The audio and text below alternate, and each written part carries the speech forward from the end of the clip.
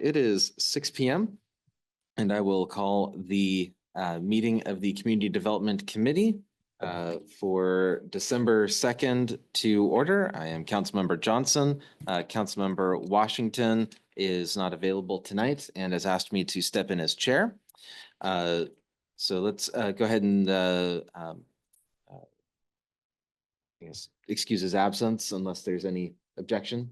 Okay. So moved. All right, no objection. Councilmember Washington is excused. And the clerk can note the roll, myself and Councilmember Watton, along with the relevant staff. Next is the agenda approval. Any suggested changes to the agenda? None. All right, then without objection, the agenda is approved. That takes us to public comment. And if there are any members of the public here wishing to make public comments, you may do so presently by raising your hand, and I'll call on you. Seeing none, we'll close public comment and go on to the minutes. The minutes are dated November 18th, 2024. I do not have any recommendations for changes. Councilman Watton? No objection. All right, then without objection, then we will consider the minutes approved. Okay, then that takes us to our really our only item tonight, which is Agenda Bill 24-098, which is an ordinance adopting the City of Snoqualmie Comprehensive Plan 2024 periodic update. All right. Director Arteche, go ahead and lead us off here. Yeah, the City of Snoqualmie is required to adopt an updated comprehensive plan by December 31st, 2022 pursuant to RCW Chapter 3670A of the Growth Management Act, which contains 15 goals intended to guide the development and contents of the comprehensive plans in the state of Washington. So I am very pleased to report back to you that your hard work, the work of the Planning Commission, the Economic Development Commission, in coordination with our general public and, interested parties and community partners and state agencies and regional government, we have put together a comprehensive plan that is going before the City Council with a scheduled public hearing for next Monday. And this is a revamped comprehensive plan, and it has a volume 1 and a volume 2. Hopefully you had a chance to take a look at not only the goals and policies in volume 1, but all of the background scientific data and supporting documents in volume 2. I'm happy to answer any questions that you might have about this document as it moves forward. And with that, I'll just turn it back to the committee. And, thank you, Director. I guess the first thing that I just want to know is, can you just give us a brief version of kind of the history, starting with, 2 years ago or so? Just kind of what were the overall steps that were involved? Yeah, overall, Yeah, high level. high level, the city initiated some research and some background work to kind of assess what was going on with the existing comprehensive plan, the 2032 version, which was approved around December of 2015. We immediately launched a public involvement program that included 2 very broad reaching efforts with our community, not only here at City Hall, but at the library, one in the spring and one in the fall. The public involvement program also included a very extensive online survey. We also collected written comments, not only via email, but just in a written form.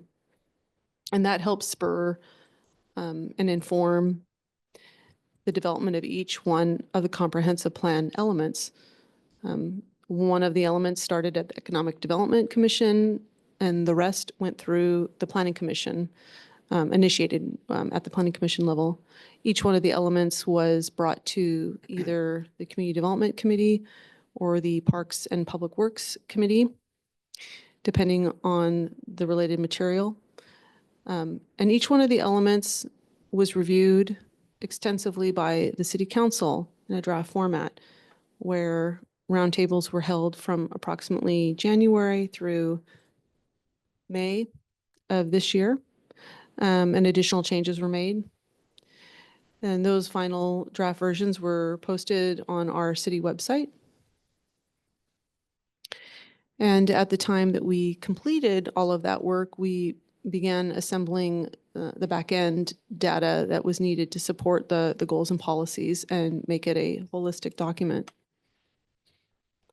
Over the course of several hundred public comments and numerous meetings, you could see them listed here in the agenda bill itself. We're coming to maybe the second to the last final public meeting on this document, which will conclude next Monday with a public hearing and adoption, Or else. or else. Thank you. Mhm. Councilor Watton. Yeah, thank you. One of the things that I've been mostly highly focused on has been the jurisdiction, housing needs allocations given by the state through PSRC, through King County. Where we at on the 1,500 for 2044 as far as I know that we had our own position pushing back and and of particular concern, and that's the goal of having put upon us of over 700 of those at 30% and less AMI. We are one of two jurisdictions that are requesting the right size, the right fit for our community. And we have preliminary approval to adjust those numbers at the county level, dependent upon an actual vote, and then a King County approved docketed request to change the official growth target and associated projected affordable need. Are you getting any indication back from King County of support? Preliminary approval, we have that. Oh. Yeah, I think I heard it directly from Dow Constantine. I heard it directly from the council members themselves that yes, they agree the number for Snoqualmie needs to be changed. And they are supportive of the numbers and the research we did. We are the only jurisdiction that went to the length that we did to document why and demonstrate why and prove why. Okay, appreciate that. Mhm. And then I guess the concern too is this, in that the lower rungs require more more services that we lack, and they require access to transportation, which we're challenged with. How are they receiving that message? I don't have any information about how they're receiving transportation. I know for the King County council members, they are very receptive to the lack of water and a highly dependent water system plan, water comprehensive plan Right. that's dependent on a change of the growth target. Okay. I was wondering also, kind of a different train though, is the receptiveness to the arguments of the land use that's actually available to us, where the vast majority of the city is under an HOA that doesn't allow for a whole lot of flexibility in terms of what can be done within it. And the rest is kind of in a floodway / floodplain. I can never keep the two straight, but that substantially limits development. Yeah, the city made those points very clear. They are very receptive to those as well. So in combination, there are multiple factors that support the reconciliation to a new number. Yeah, that was my biggest concern as well regarding the comprehensive plan, was how that was going to interface with I suppose it's a preliminary approval. So is that reflected in the document? As it is that kind of an assumption that's baked into it? Yeah, I mean, the entire document is developed around the number that we can accommodate, not the number we can't accommodate. And if they come back and say, no, you actually have to do something else, then we would just have to amend or something like that. We'd go to Plan B. Right. But hopefully that won't happen. Okay.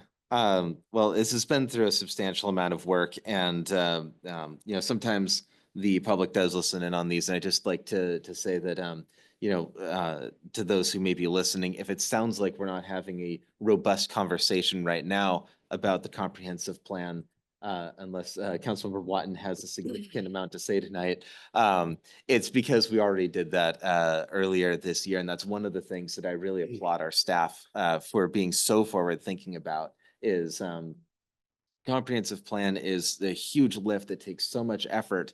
And we got so much done due to their hard work, as well as the Planning Commission, the Economic Development Commission, and the general public as well with their engagement, getting it mostly to a really good spot. Was it this spring into early summer, somewhere in that range? Where we essentially took each individual element, went through with a fine tooth comb all the way back then, and really got it into a spot where staff could bring this to us toward the end of the year, and there's less of a scramble to try to wrap things up.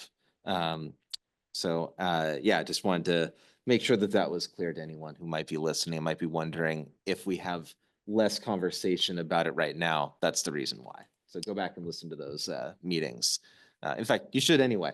They're they're kind of a hoot to listen to.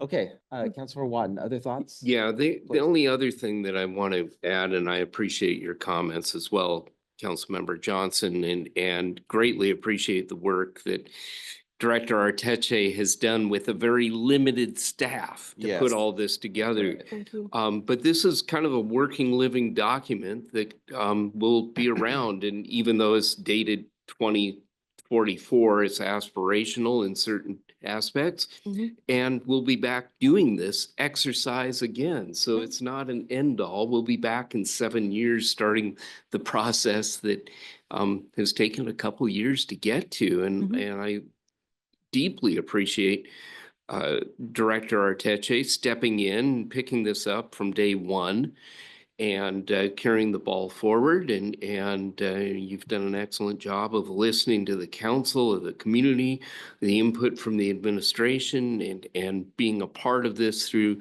the King County Affordable Housing Committee meetings that happen almost monthly, and lots of time helping to represent our city, the county, and even at the state level as far as having an impact. So deeply appreciate it. Thank you. Those are very kind words. Again, couldn't do it without all of you as well. I mean, the public process and the legislative process obviously is essential.